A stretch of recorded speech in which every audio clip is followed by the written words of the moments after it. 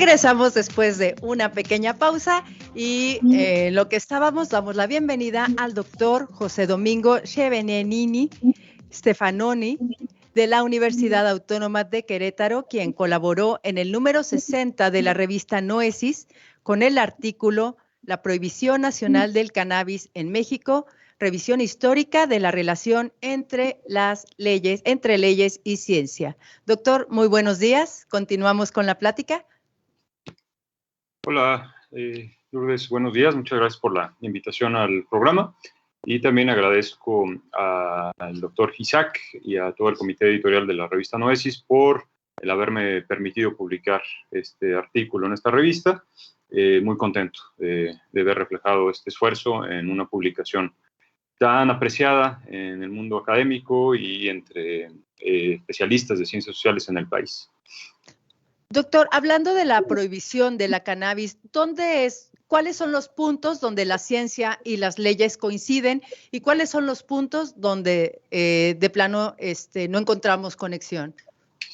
Bueno, pues esa es una pregunta bastante complicada, ¿no? De hecho, ese sería como el objetivo central del artículo y por eso hablo en el título y un poco en la metodología del texto que se hace una revisión histórica en el que tenemos como punto de partida el presente, un presente en el que el tema del cannabis pues ha tomado mucho revuelo en la agenda pública, en la agenda legislativa y también en la academia, ¿no?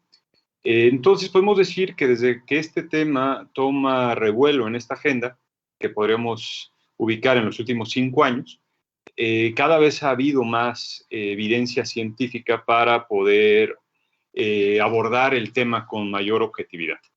Sin embargo, si nosotros volteamos a distintas etapas del pasado, vemos que no había evidencia científica contundente para tener un diálogo informado y objetivo.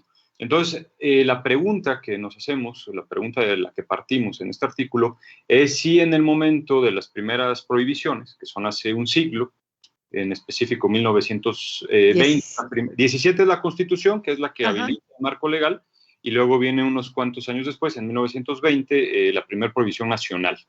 Es un decreto con Carranza.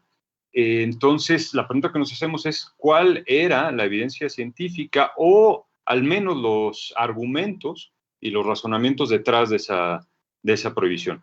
Y a partir de ahí vamos ubicando otros momentos, otras etapas históricas donde cambian los argumentos, cambian los razonamientos y se mantienen durante todo el siglo XX hasta hace unos cuantos años que este debate da un giro, ¿no? Da un giro discursivo. Donde empieza a haber cada vez más voces que impulsan un cambio jurídico con respecto a la marihuana en específico, ¿no? Sí, las personas que consumen marihuana comentan o manifiestan que es anticonstitucional prohibirle su consumo, ya que va en contra del libre desarrollo de la personalidad. ¿Usted qué nos puede comentar de esto, doctor?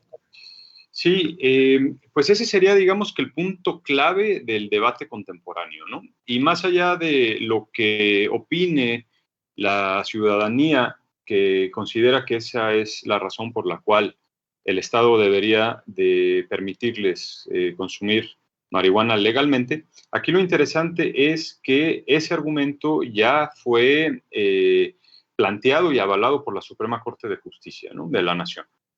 Fue un proceso técnico bastante interesante que empieza en el 2015 con una tesis aislada, donde se señala que el Estado mexicano no tiene la facultad constitucional de prohibir el consumo de marihuana, porque esto vulnera ese derecho que comentas, que es el derecho al libre desarrollo de la personalidad, que es un derecho avalado por tratados internacionales suscritos por el Estado mexicano.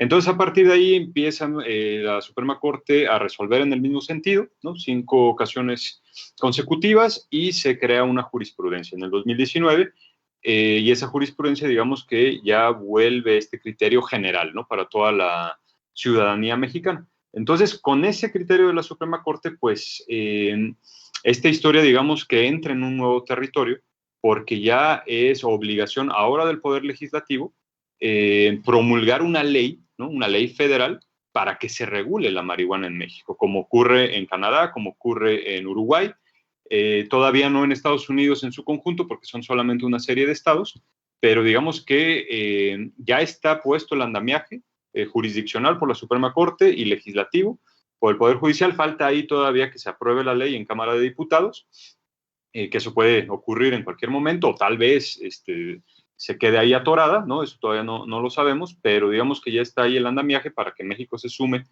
como el tercer país en la historia en regular a nivel nacional la marihuana. Pero ahí el detalle es que este argumento del derecho al libre desarrollo de la personalidad, pues es relativamente nuevo, ¿no? Entonces, si nosotros volteamos a ver lo que ocurría hace un siglo, pues vemos que el debate, ¿no? Y el discurso jurídico y científico estaba en otro lado, o sea, más bien ahí se veía que la marihuana, o eso opinaban las élites políticas, jurídicas, médicas, científicas, era una droga que, y este es el argumento que usan, que degeneraba la raza, ¿no? Ese es el argumento con el que se justifica esa prohibición, y justamente lo que tratamos de hacer en este artículo es profundizar, bueno, en una parte de este artículo, en la primera parte es profundizar qué entendía la élite médica, jurídica, política de aquella época por degeneración de la raza, ¿no? ¿Cuál era el argumento exacto o de dónde provenía ese discurso? Y partimos de ahí y vamos haciendo un análisis década tras década de cómo va mutando este discurso degeneracionista. Está muy interesante porque antes de la prohibición escuchábamos corridos como La Cucaracha, donde hablaban del uso de la marihuana de una manera muy libre, y bueno, también lo vemos en otros textos literarios que mencionaban la marihuana, que mencionaban incluso leyendas de consumo, no nada más de la cannabis, sino también de hongos. Y bueno, ¿por qué se le dota entonces esta, ¿cómo se llama? Carga patologizante, esta carga de, no sé, maldad, esta carga oscura a la cannabis, doctor? Sí, mira, más allá de estos corridos o de la literatura de la época, podríamos irnos incluso al siglo XIX, ¿no? Donde la marihuana es permitida y es incluso prescrita por médicos, tanto en cigarro como en muchos preparados que se vendían en las droguerías, ¿no? Ungüentos, gotas, etcétera, etcétera, para múltiples padecimientos. Y eso, por ejemplo, está avalado por los códigos sanitarios. No es nada más un uso marginal y aislado de hierberos, sino que las principales instituciones médicas del país impulsan el uso de cannabis como medicamento, que esta era una tendencia a nivel global. El cannabis era parte de las farmacopeas de prácticamente todos los países europeos, ¿no? Y de Estados Unidos. Entonces, ahí la cuestión es qué ocurre para que de haber sido un medicamento avalado por los discursos científicos de la época, haya mutado en una droga prohibida y peligrosa, ¿no? Esa es como una pregunta que nos hacemos los historiadores y no es tan sencilla de contestar, pero digamos que la versión sintética de la respuesta es que las élites políticas en específico comienzan a ver que la marihuana es consumida por los sectores pobres de la sociedad, porque es una planta que está al alcance de estos sectores, porque se cultiva pues prácticamente de manera gratuita, hay abundancia de producto y pues están consumiendo marihuana los sectores pobres, y entonces el argumento es que ese consumo es el que provoca pobreza e imaginación, ¿no? Porque los hace flojos, porque los hace sucios, porque los hace no razonar correctamente, y todo esto pues los lleva a perder sus trabajos, a no poderse adaptar a una sociedad funcional, y entonces ese es el discurso que empieza a percibirse en la justificación de las leyes, ¿no? Y eso es lo que al final de cuentas quiere decir esta idea de degenerar la raza, ¿no? Porque además ese discurso va un poco más allá y nos habla de que no es solamente perjuicio para el consumidor, sino también para su descendencia, ¿no? Los hijos de los marihuanos, como también los hijos de los alcohólicos, decía el discurso de la época, van a ser propensos a ser marihuanos o alcohólicos, y pues esto va a degenerar la raza mexicana, ¿no? Ese fue el argumento. Sí, sí, criminaliza, ¿no? A los usuarios y las usuarias de cannabis. Doctor, hay algunos argumentos ahora en la actualidad en contra que dicen que el uso legal, legalizar la marihuana, bueno, la marihuana es una droga trampolín que no me acuerdo si ese es el término que utiliza, pero que te conecta con otras drogas, otras sustancias más fuertes, más tóxicas. ¿Qué nos puede decir, comentar de eso? Sí, mira, Lourdes, ahí tendríamos ya que enfocarnos en lo que está ocurriendo en el presente, en el diseño de políticas públicas relacionadas con una probable y eventual legalización de la marihuana. Y el gran problema, precisamente al abordar este tipo de argumentos, es que por el hecho de que la marihuana estuvo prohibida tanto tiempo, bueno, y sigue prohibida en realidad, ha habido muy poca investigación científica sobre no solo las propiedades farmacológicas de la planta, sino sobre aspectos sociológicos que incidirían en el diseño y la implementación de la política pública, ¿no? Entonces, este argumento en concreto, ¿no? De si efectivamente es una droga trampolín, como muchos otros, ¿no? Que si genera adicción o no genera adicción, que si provoca daño neurológico o no provoca daño neurológico, que si quienes consumen tienen mayor propensión a desequilibrios psicológicos o a desórdenes psiquiátricos. Y así podemos seguir, ¿no? Con los argumentos que no podemos descalificar a priori, ¿no? El problema ahí es que falta evidencia científica precisamente para poder tener una opinión contundente en el diseño legislativo. Entonces, ese es, creo yo, uno de los argumentos centrales para apoyar un nuevo cambio en el estatus jurídico de la planta, que es llevarla a un terreno en el que precisamente se puedan normalizar este tipo de investigaciones para que, si se legaliza la marihuana eventualmente en México o en cualquier otro país, pues no agarren curva a los legisladores que no tengan insumos científicos con los cuales diseñar una correcta política pública, ¿no? Sí, y al final su ideología, religión o todo es lo que más pesa, ¿no? Al momento Claro. de decidir. Sí. Doctor, ¿y qué sucedería con la legalización de la cannabis en las fronteras en México? ¿Cree que habría un riesgo? ¿Cree que existiría tráfico? Bueno, ya existe. Pero bueno, ¿qué sucedería con las fronteras? Pues mira, yo no veo ahí mayor problema. Más bien la cuestión ahí es qué es lo que ya está sucediendo en la frontera, ¿no?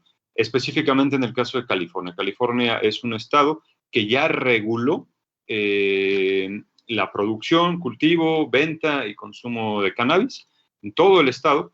Y pues tenemos ciudades como San Diego, por ejemplo, muy cercanas a la frontera, donde se vende libremente la marihuana en dispensarios, ¿no? Entonces, precisamente, hace poquito me tocó dictaminar un artículo que habla de el tráfico que ya está habiendo de California a Tijuana, ¿no? Ciudadanos, ya sea mexicanos o estadounidenses, que traen, ¿no?, marihuana de San Diego, la compran ahí o de alguna otra ciudad en California y la cruzan a Baja California Norte y ahí se vende, ¿no? Un indicador que ya llama la atención de este comercio es que es Baja California Norte el estado de la República con los precios más altos en el mercado ilegal de marihuana, porque se está trayendo marihuana californiana de alta calidad, ¿no? Que eso hay que ponerle ahí un asterisco, porque al final de cuentas esa marihuana que se está produciendo en California está pasando por un control sanitario muy estricto, ¿no? Un control de calidad muy estricto que pues eso es lo que está pidiendo el mercado en ciudades de Baja California Norte, ¿no? Tijuana, por ejemplo, que si no compran esta marihuana, pues más bien tienen que voltear a ver al mercado ilegal, donde el narcotráfico pues no tiene ningún tipo de regulación en la calidad de marihuana que se vende. Claro, doctor, pues sin duda es un tema. Invítenos por favor a leer su artículo en el número 60 de la revista Nueces. Sí, no, pues es un artículo producto pues de varios años de investigación. Yo llevo trabajando este tema desde mi tesis de maestría, de doctorado, he sacado varios productos, este es uno de ellos. Digamos que ahí sintetizo muchos de los puntos que trabajé en mi tesis de doctorado. Tuve ahí la fortuna de recibir 2 dictámenes que me ayudaron a ajustar algunos puntos y apretar algunas algunas tuercas y son, me parece, 20, 25 cuartillas, donde de manera muy documentada, pues elaboramos una revisión sobre este proceso histórico de prohibición de la marihuana en México, ¿no? Que en el contexto contemporáneo de discusión que hay alrededor de si se va a legalizar o no la marihuana, me parece que ayudaría a tener un poquito más de fundamentos para incursionar en la discusión. Claro. Doctor, ¿qué otros títulos nos podría recomendar? Bueno, ¿qué otros títulos ha escrito usted que nos pueda llevar al tema, abarcar el tema y, como usted dice, a poder dialogar sobre este tema? Pues mira, en los últimos 2 años he publicado varios articulillos, como te decía, producto de mi tesis doctoral. Empezaría por mi tesis doctoral, que es una tesis larga, es más de 600 cuartillas. La hice en la UNAM, está ahí en el repositorio digital de la UNAM, ¿no? Si googlean, se titula La criminalización de la marihuana en México. En ella abarca una temporalidad que va de 1912 a 1961, que es el periodo en el que se consolida la prohibición del cannabis. Ese me parece que es un texto que les recomendaría porque es una visión amplia del tema. Y algunos artículos que he sacado de ahí desde entonces. Tengo uno en la revista Redes, que es de la Universidad de Quilmes en Argentina, del año pasado, pero en ese me enfoco solamente en el uso medicinal, ¿no? Que esa es una historia paralela a la del uso recreativo. Se titula Pasado, Presente y Futuro de los usos medicinales del cannabis. Lo hice en coautoría con otro investigador que se llama Carlos Pérez Ricard. Y ahí digamos que la evidencia científica a favor del uso medicinal del cannabis es todavía más contundente que en el uso recreativo, ¿no? En el uso recreativo hay puntos a favor, puntos en contra, pero en el uso medicinal me parece que ahí no hay argumento válido para negar ese uso medicinal. Y ahí también pues podemos decir que ya ese uso medicinal existe, ¿no? Desde el 12 de enero de este año ya en el Diario Oficial de la Federación se permite el uso medicinal con prescripción médica, siguiendo varios protocolos, pero ya está autorizado. Y otro texto que recomendaría es una publicación, un libro de la del MIT, ¿no? De la Universidad de Estados Unidos, Massachusetts Institute of Technology, que acaba de salir hace un mes. Se titula Cannabis Global Histories. Y ese recopilaron, digamos que a varios historiadores de distintos países que se han centrado en estudiar con mirada histórica el proceso de prohibición de la marihuana en sus países, y ahí juntan a todas estas voces para tener como una mirada global. Y yo tuve la fortuna ahí de participar con el capítulo correspondiente a México. Acaba de salir, les comento, está ahí en Amazon. Es un libro interesante. Doctor, pues muchísimas gracias por enriquecer la discusión. Muchísimas gracias por participar con nosotros, doctor Isaac Leobardo Sánchez Juárez. ¿Algo que nos quiera agregar?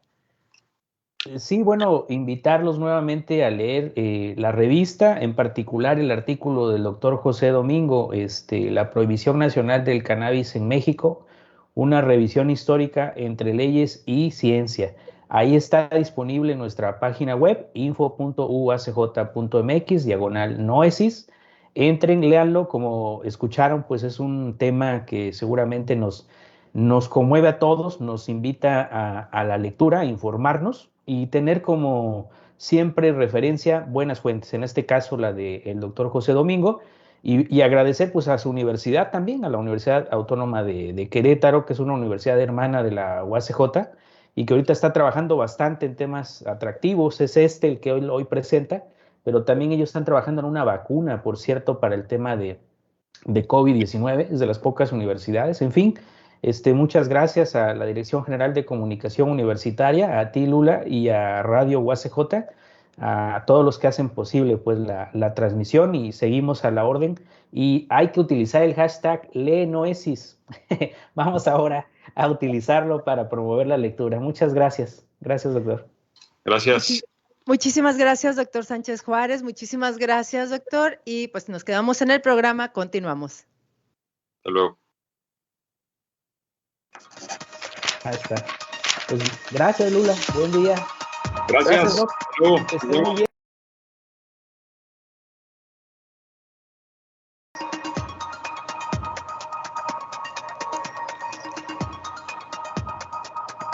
La recomendación de la semana de elibros.uacj.mx es el libro El trabajo comunitario, experiencias y retos desde las fronteras del saber, de Luis Manuel Lara Rodríguez, Heidi Díaz Crespo y José Manuel Pérez Cordero, coordinadores. En esta obra se piensa y describe el trabajo comunitario desde distintos enfoques disciplinares, a la vez que se pone atención en algunos de los tópicos tanto epistémicos, metodológicos, como de ejes de acción que conlleva el amplio escenario del quehacer social sistematizado en comunidad.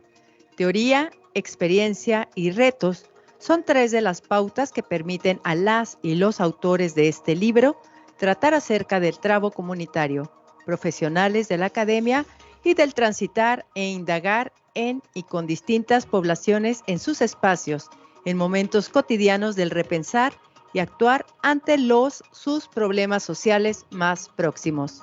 El trabajo comunitario, experiencias y retos desde las fronteras del saber, de Luis Manuel Lara Rodríguez, Heidi Díaz Crespo y José Manuel Pérez Cordero, coordinadores. Visita la página de libros.uacj.mx, donde encontrarás una gran variedad de libros de acceso abierto.